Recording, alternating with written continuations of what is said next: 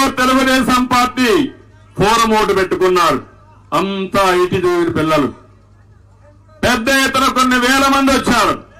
వస్తే నేను అడిగాను, ఇంత అభిమానం ఏంటంటే మీరు మాకు దారి చూపించారు, మీకు అండగా ఉండడం మా బాధ్యతని మొత్తం బెంగళూరులో ఉండే యువతంతా ఐటీ ప్రొఫెషనల్స్ వచ్చారంటే అది 25 సంవత్సరాల కంటే ముందు నేను వేసిన విత్తనం ఈరోజు బ్రహ్మాండంగా ముందుకు పైకి వచ్చే పరిస్థితికి వచ్చారు.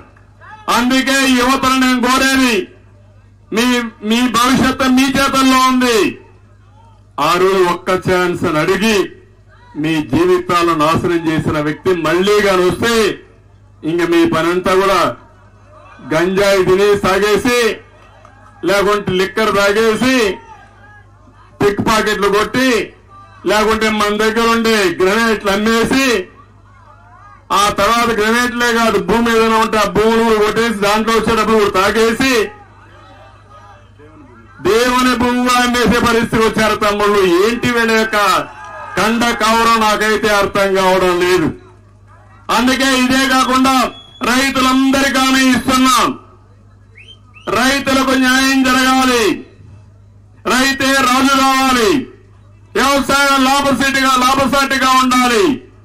అందుకే నీళ్లు కూడా ఉండాలనే ఉద్దేశంతో నేను అందరి నివాస్ శ్రీశైలం నుంచి రామకుప్పం వరకు తీసుకొస్తే అక్కడి నుంచి ఇక్కడ తేవడానికి 5 ఏళ్లు పట్టినా వీళ్ళకి చేత కాదు, చెయ్యలేదు.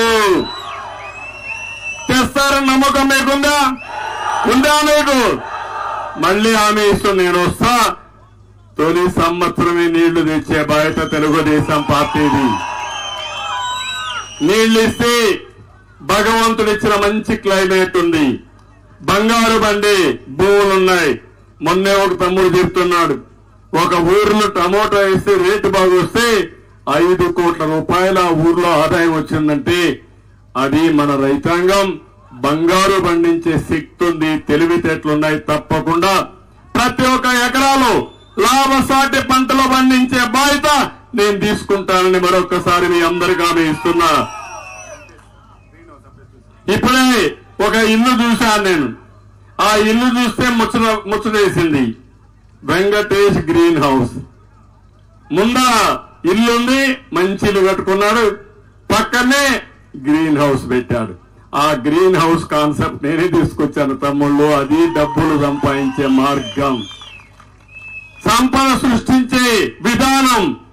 నేను గ్రీన్ హౌస్లు పెడితే ఈ ముఖ్యమంత్రి పనికిరాని ముఖ్యమంత్రి తెలివితేటలు లేని ముఖ్యమంత్రి విధ్వంసం చేశాడు.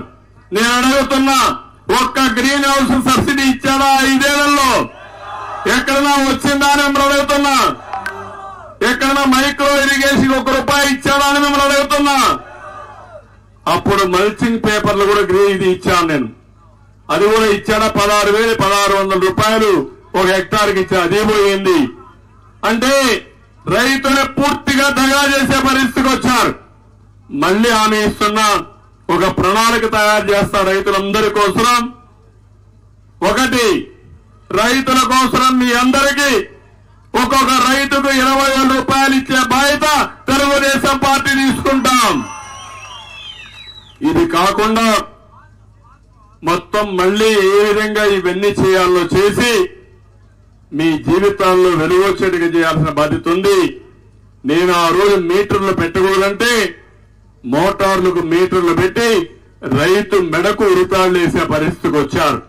మళ్లీ ఒకటి హామీ ఇస్తున్నా, మీ మోటార్ దగ్గరనే కరెంటు ఉత్పత్తి చేసి తద్వారా మీరు డబ్బులు సంపాదించే మార్గం నేను చూపిస్తానని మీకు అందరికీ హామీ ఇస్తున్నా.